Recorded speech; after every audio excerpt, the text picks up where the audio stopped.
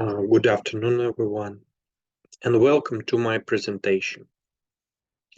The subject matter of my research is low-density lipoprotein desialylation processes in mouse model.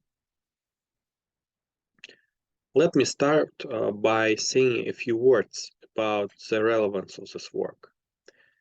Atherosclerosis is a chronic progressive disease of the elastic arteries, characterized by the accumulation and retention of cholesterol, ApoB-containing lipoproteins, mainly low-density lipoproteins, LDL, in arterial wall.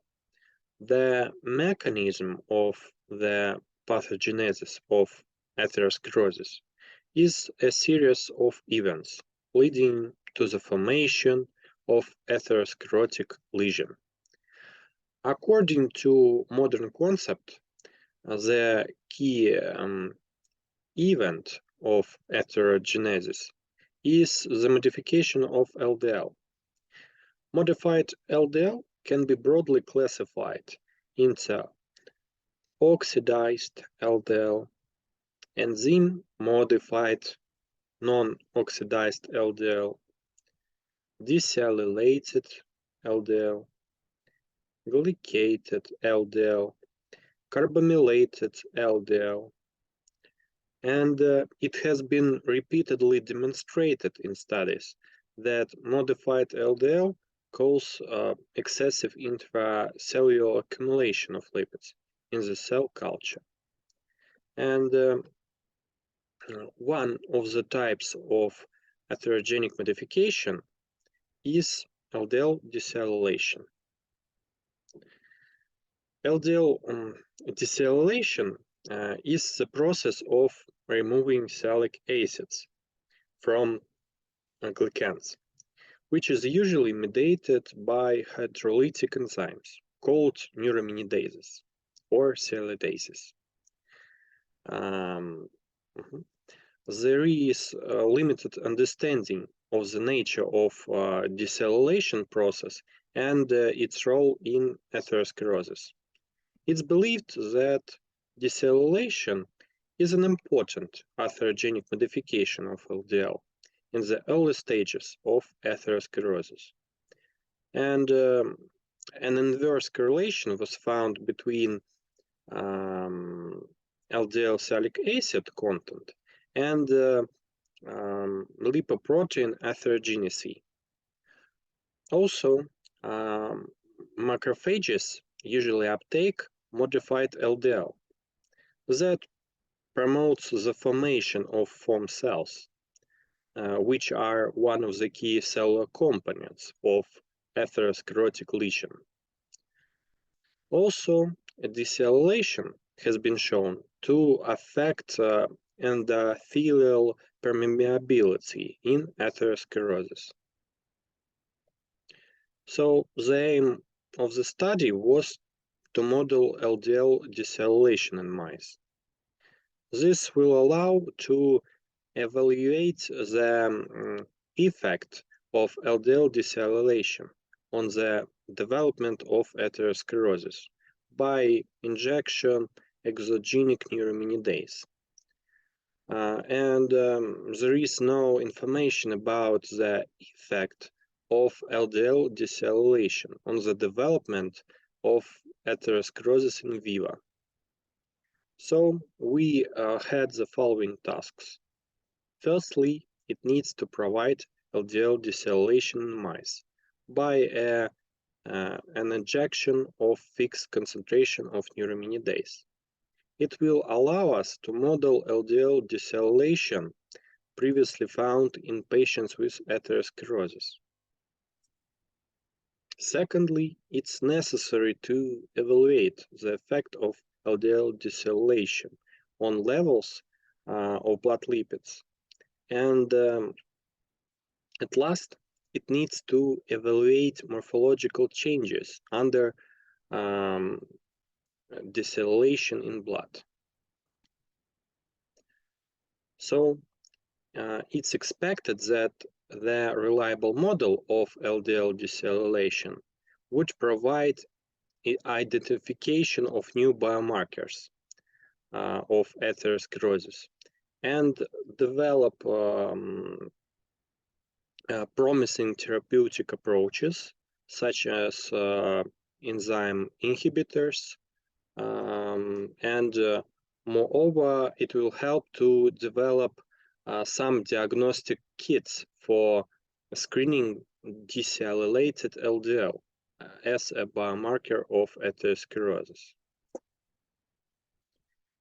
As you can see on the slide, this is design of the current research. The control group of C57 black sex mice was treated by a single injection of saline by the technique of retroorbital injection, while the experimental group received Vibrio neuraminidase conjugated with the mouse immunoglobulin G. And conjugation with immunoglobulin G increases the lifetime of the neuraminidase immunoglobulin G complex. Mice were terminated at fixed periods, such as on the first day, on the second day, on the third day, after a single injection, and so on. After that, LDL was isolated from serum by ultracentrifugation, and the content of LDL sialic acid was determined according to Warren's method. Moreover, lipids of serum were measured by commercial kits, and the quantification of atherosclerotic burden in mouse aorta was determined by staining with Euler et al. Solution.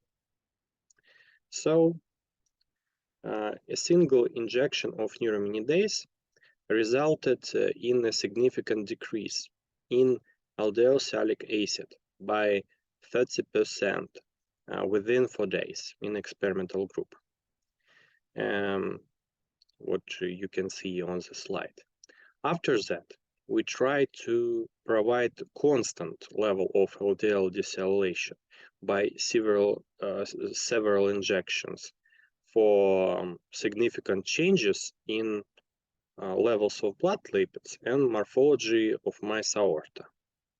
And as you can see, LDL desialylation has a complicated pattern.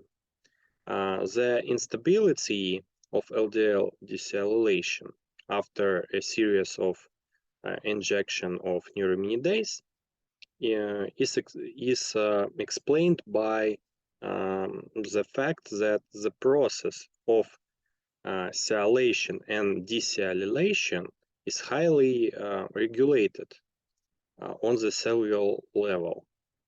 And it's likely that it was a compensatory mechanism for recovery sialation status. It was expected that chronic LDL desialylation would lead to lipid and morphological changes in mice. But regular administration of neuraminidase every 4 days did not lead to changes in level of total cholesterol, triglycerides, and HDL cholesterol in experimental mice compared with wild-type control mice. Moreover, there was no significant difference in aortic lesion surface areas between control and experimental group. As a conclusion, LDL desialylation previously found in patients with atherosclerosis has been successfully modeled in wild-type mice. Also, LDL desialylation don't directly affect levels of blood lipids or occurrence of atherosclerotic lesions in wild-type mice. And these findings are true for an experiment with wild-type mice. The use of genetically modified models and heterogenic diet may lead to other results. And I would like to add one small postscript. Recently, we started an experiment where we try to model LDL desialylation in upper E deficient mice. And we try evaluate the effect of LDL desialylation on the development of atherosclerosis. An atherogenic diet acts as an additional risk factor in addition to LDL desialylation in blood. And you can see the design of this future experiment. And the result and conclusions will be made at the end of the experiment.